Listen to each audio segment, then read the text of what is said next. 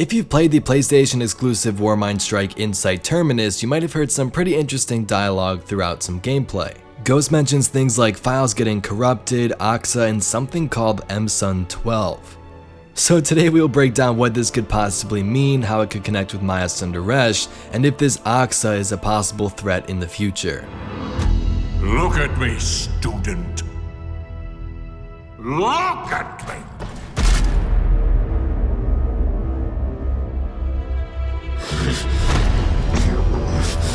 I will do what I swore, old friend.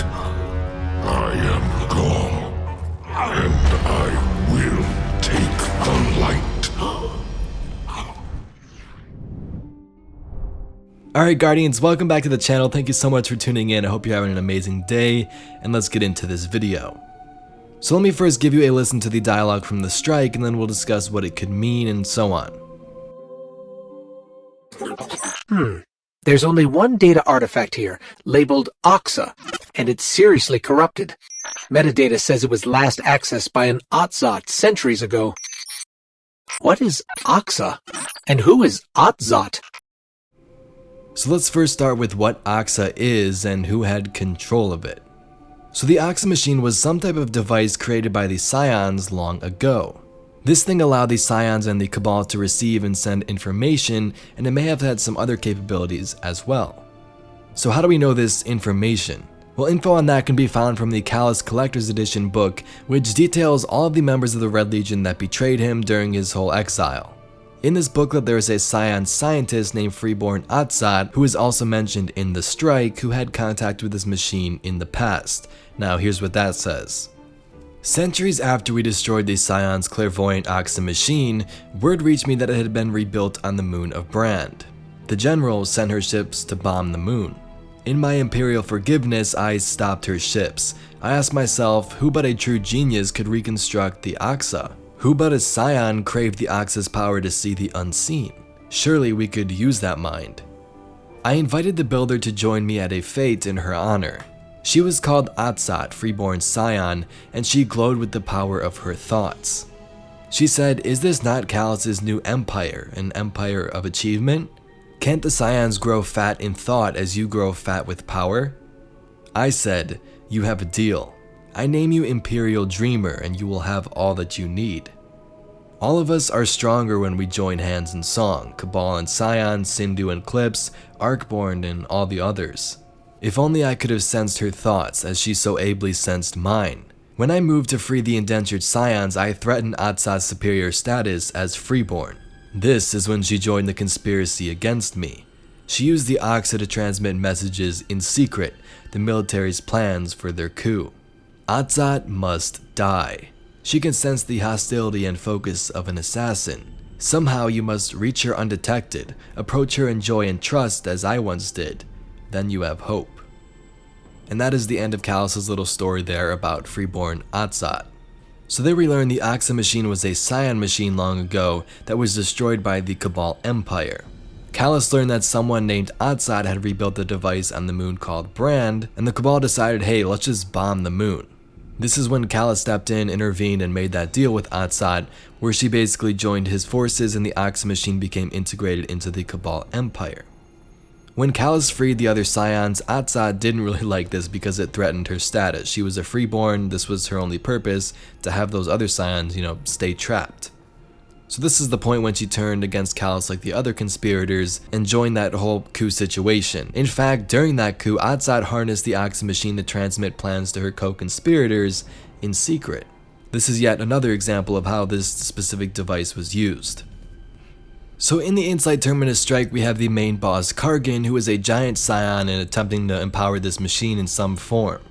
He's on Nessus trying to learn information through the VEX network, his forces have infiltrated multiple VEX installations across the system, and so on.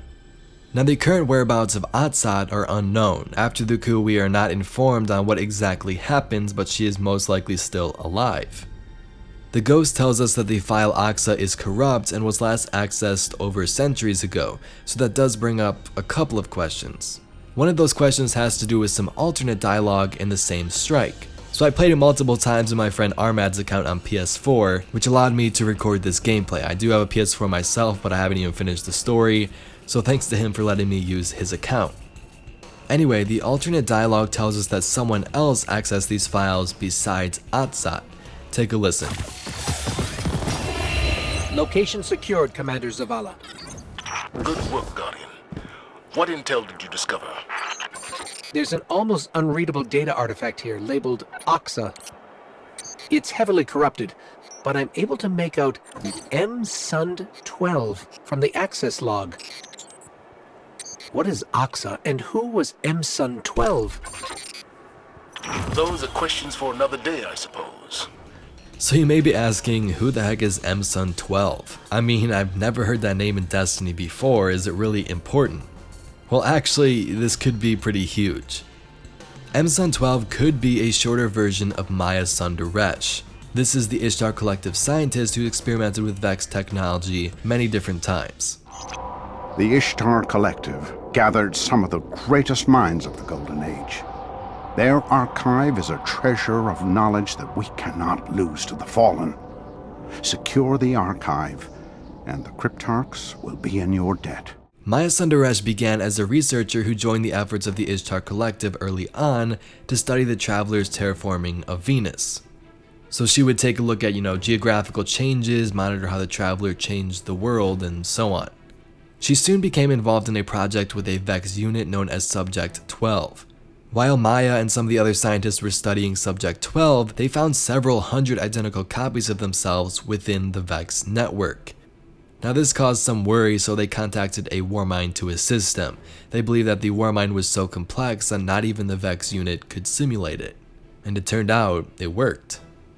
This help allowed them to safely extract 227 copies of themselves from the simulation, and after a unanimous vote by the recovered copies, they agreed to disperse them into the VEX network as explorers. So definitely a pretty crazy sequence of events. 40 years later, Sundaresh was a part of another huge project in Lhasa, Tibet. This whole project here is the reason that Future War Cult exists.